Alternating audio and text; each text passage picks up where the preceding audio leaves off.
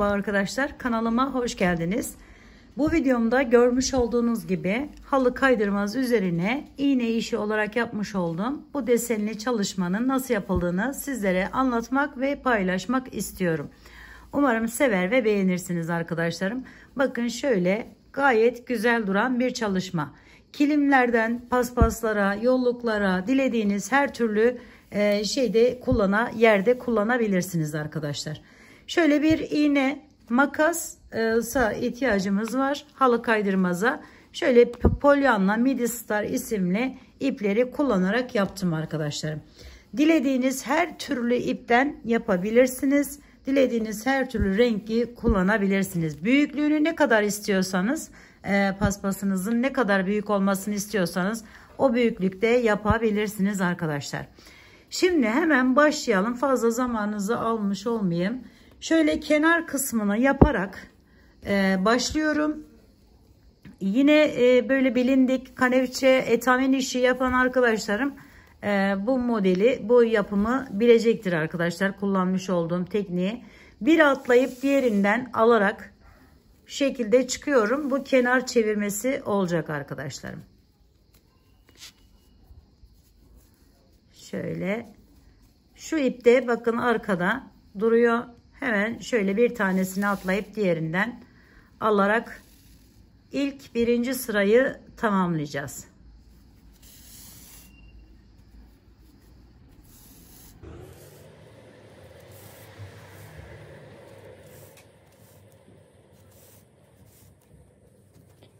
Sona geldiğimde arkadaşlarım bakın şu şekilde çektim, son yerden giriş yaptım.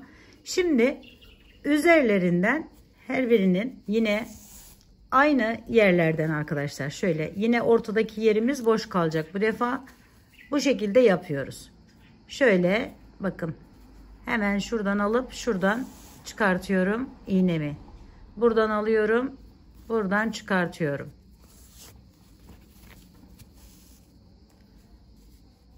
Şöyle atlatarak minik güzel çarpılar yapıyoruz arkadaşlar.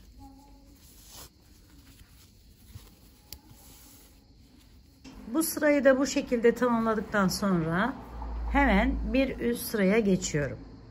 Bir tanesini atlıyorum arkadaşlarım. Aşağıdan hemen karşılık gelen yere şu şekilde çıkartıp çekiyorum.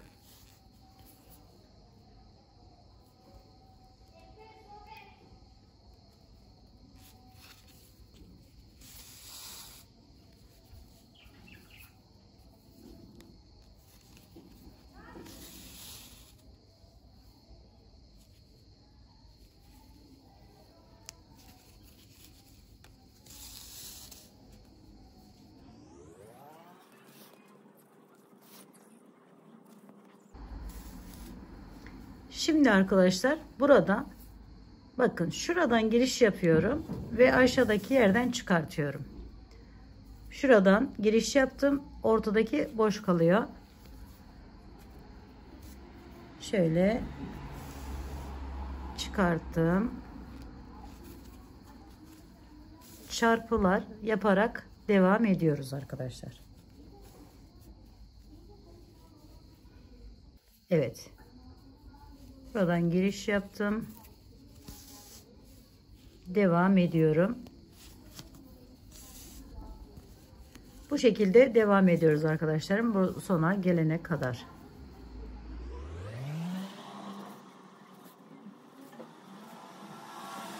Şimdi arkadaşlarım burayı da bu şekilde tamamladıktan sonra son yere geldim. Bakın.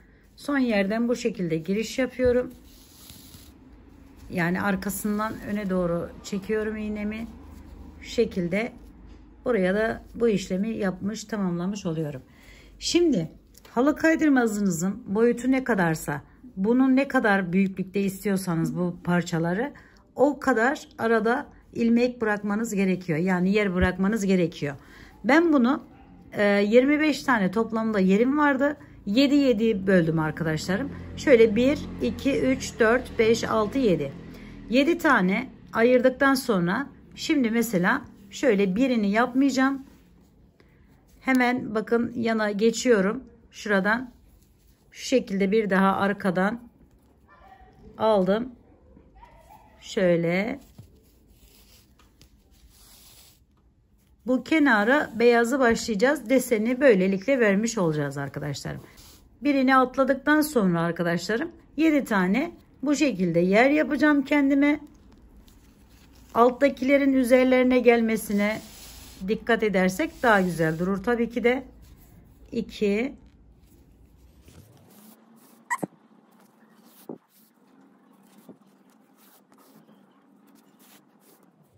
2 4 6 son olanı yapıyorum bakın. Şimdi son olarak 7.'yi şuradan çıkarmam gerekiyor arkadaşlarım ama arada bakın bir tane atlayıp, çünkü oraya diğer rengimden yapacağım. Şu şekilde geçiyorum diğer tarafa. Yine 7 tane yapıyorum aynı şekilde, hiçbir değişiklik yapmadan.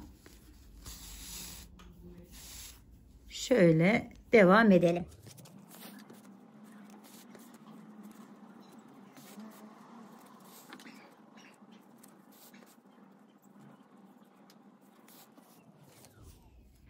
Yedinciyi yaptım. Şimdi diğerine atlıyorum bu şekilde.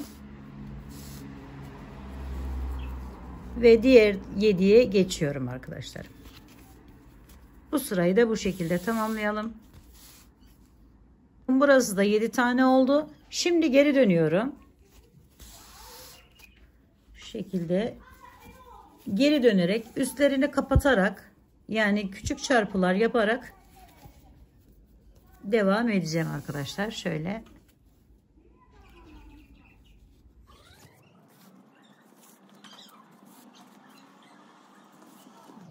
Sonuncuya geldim. Yani 7.'ye. Hemen bakın şuradan giriş yapıyorum. Aşağıdan da buradan çıkartıyorum arkadaşlar. Ve devam ediyorum yine.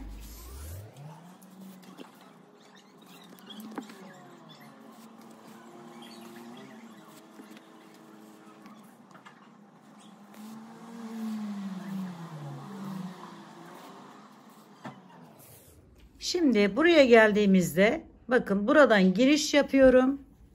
Bir tane çarpıyı atlamış oluyorum. Aynı zamanda şuradan çıkartıyorum arkadaşlar şöyle. İkinci beyazımı buraya yapacağım arkadaşlar. Şimdi 7 olan sayımı 5'e düşürmüş olacağım aynı zamanda. Hemen 5 tane yapıyorum. Bu defa ara fazla açılacağı için arkadaşlarım bu şekilde tamamlayalım burayı. İp kesilmesin, hani kırılmasın, şey olmasın diye bu sırayı bu şekilde yapabilirsiniz. Bir tane boşluk atladığımız için fazla gözükmez arkadaşlarım. Şöyle 4 tane yaptım arkadaşlar. Şimdi sonuncuyu da bakın bu şekilde yapıyorum. Ve üstünü bu tarafa dediğim gibi gitmeyeceğim artık. Buradan devam edeceğim.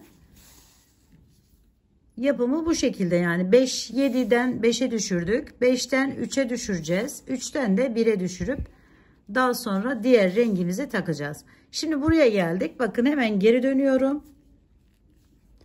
Şöyle bir tanesini üzerin altından geçirmiş oldum. Hemen diğer 3 taneyi yaparak burayı da tamamlayacağım arkadaşlar.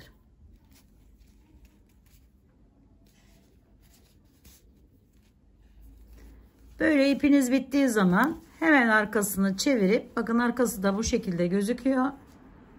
Şöyle arkadan biraz yürütürseniz ip çıkmayacaktır. Takarken de aynı şekilde arkadaşlar. İpimi taktım. Bir miktar içinden yürütüyorum. Ve buradan giriş yapıyorum. Orada kalmıştım çünkü. Ve çekiyorum arkadaşlar. Bakın arkada düğüm yapmadan bu şekilde yapacağız burayı. Şöyle yavaşça çekelim.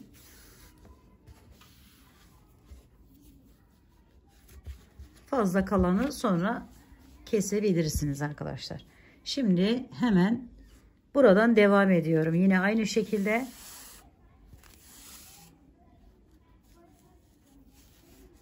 Ve sonuncuyu yapıyorum yine. Hemen bir yana şu şekilde kaydırıyorum.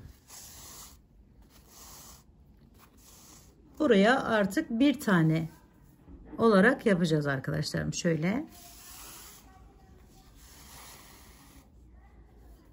bir tane çarpımızı yapıp birinci yerimizi bu şekilde tamamlamış oluyoruz.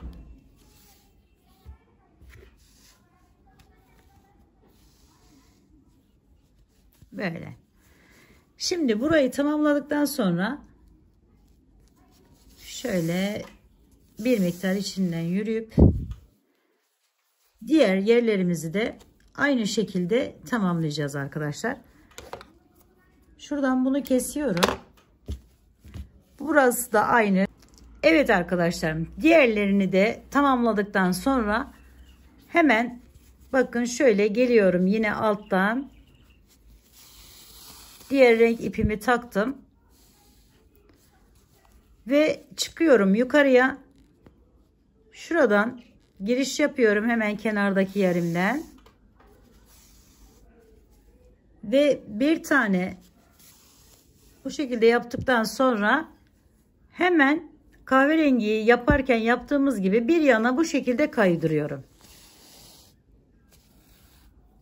ve bir tane bunun üzerine bir yaparak devam edeceğim arkadaşlar. Siz bunu 2 de yapabilirsiniz. Yani 2 tane de yapabilirsiniz.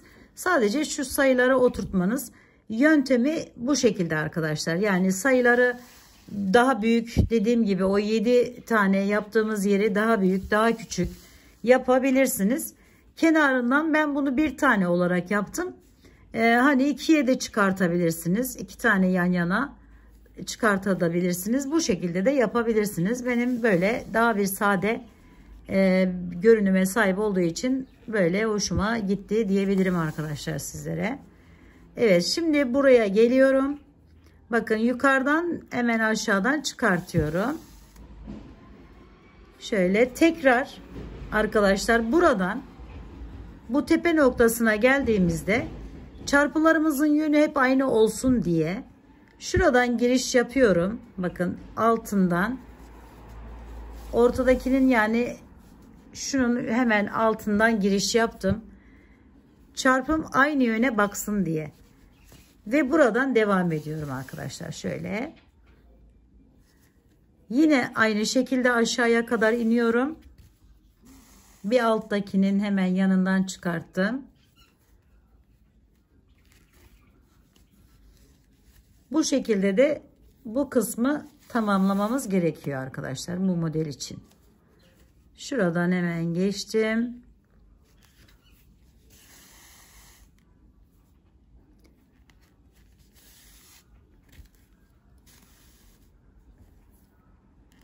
Tekrar bakın en alta iniyorum şimdi. Oraya da bir tane yapacağım. Diğer yerlerim tamamlanmış olsaydı oraları da aynı şekilde devam edecektik arkadaşlar, bu şekilde. Bakın hemen bir yana kaydım.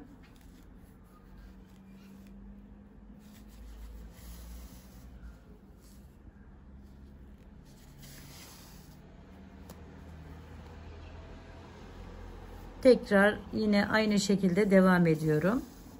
Buraları da kahverengiyle sonra doldurabilirsiniz arkadaşlar. Bu da ayrı bir şey. Araları da aynı yaptığımız gibi, burada yaptığımız gibi bir tane, sonra 3 tane, sonra 5 tane, zaten burası tamamlanmış olacaktır arkadaşlarım ve böyle bir görüntüye sahip olacaktır. Evet arkadaşlarım, bugünlük de kanalımdan bu kadar. Umarım sevmiş ve beğenmişsinizdir. Yapacak olanlara şimdiden kolaylıklar diliyorum. Bir dahaki videomda görüşmek üzere. Hoşça kalın, sağlıkla kalın. Allah'a emanet olun arkadaşlar.